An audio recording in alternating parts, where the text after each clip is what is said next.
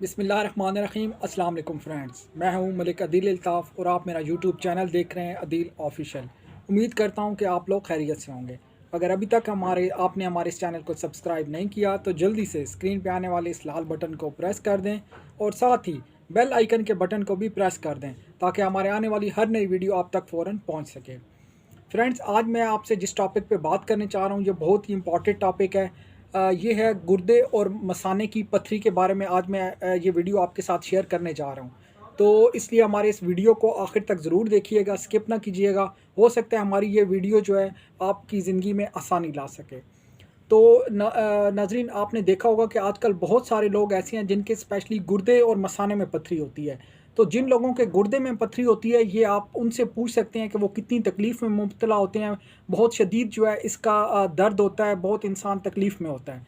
तो बहुत सारे लोग आजकल जो है मेडिसिन्स भी यूज़ करते हैं, लेकिन उन मेडिसिन्स से ये होता है कि वक्ती तौर पे तो आपके दर्द में आराम आ जाता है, लेकिन मुस्तकिल जो है वो पथरी वो आपके गुर्दे या मसाने से रिमूव नहीं होती।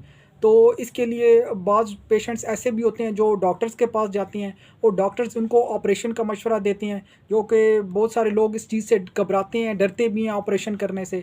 तो इसलिए आज मैं आपके साथ बहुत ही एक मुफ़ीद नुस्ख़ा, बहुत ही एक अच्छी जो है वीडियो वो मैं लेके आया हूँ ताकि आप लोग इससे फ़ायदा उठाएँ। आपने करना क्या है कि आपने अंगूर की बेल के पत्ते लेने हैं।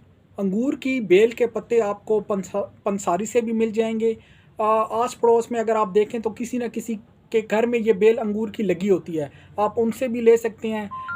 या किसी बागीचे से, किसी अंगूर के बाग से भी आप ये जो है अंगूर के अंगूर की जो बेल है इसके पत्ते आप ले सकते हैं।